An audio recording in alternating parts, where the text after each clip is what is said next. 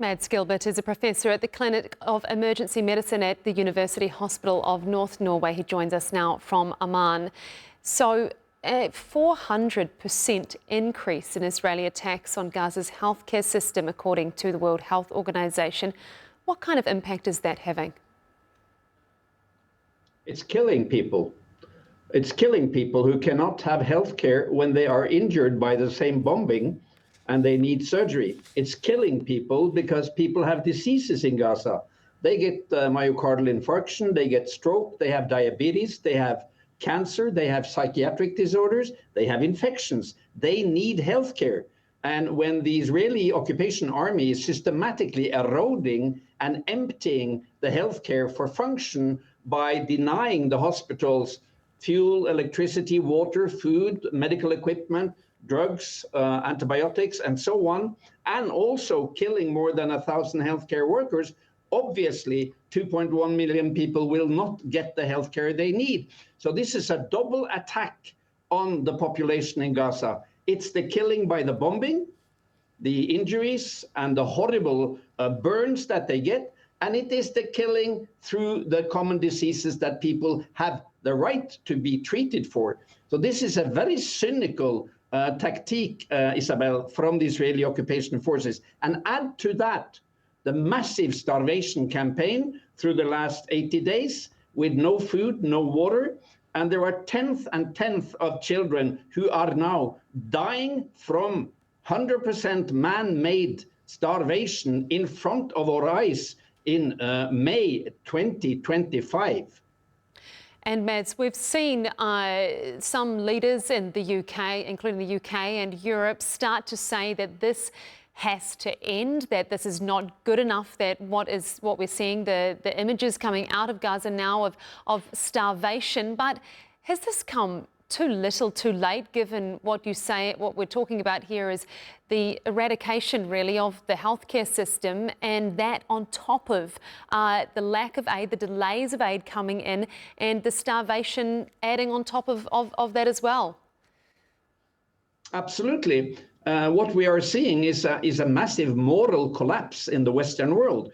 I mean, we on the medical professional side, we have been saying this from the fall of 2023, when the Israelis started, as they always do, to attack the hospitals, when they were invading and bombing and burning Shifa and all the other hospitals. This has been very clear, and it's been aired with people's phones in Gaza. So all the leaders of the Western world, including UK, Canada, France, and the EU countries, they have seen and they have known what are the tactics and what are the results of the Israeli occupation army. So there are absolutely no excuses for coming so late with so little.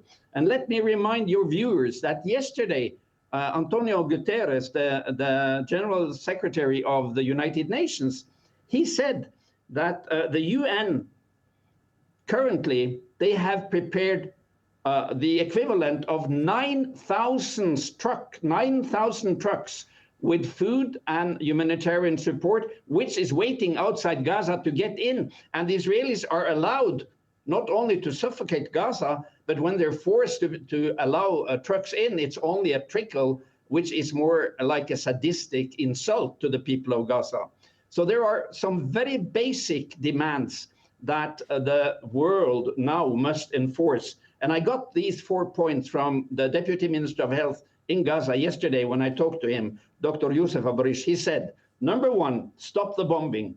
Number two, stop the starvation, open Gaza for free flow of humanitarian support. Number three, protect the remaining healthcare system in Gaza, allow them fuel, power, supplies, and security for the staff. And number four, secure sustainable supply lines for the medical system. And of course, in addition to this comes the very basic needs of sufficient water, showers, toilets, and all the mechanics that is needed to remove the rubble and rebuild Gaza. But on the short term, and we're talking about hours now, we need an immense political pressure to stop Israel's bombing and to stop the siege.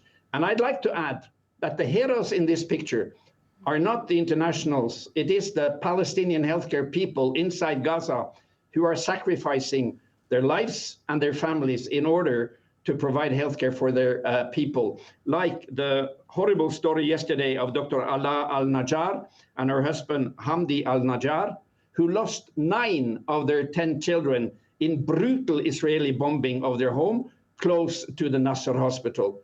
This has to stop. Dr. Mads Gilbert, that's all we have time for. Thank you so much. Thank you, Isabel.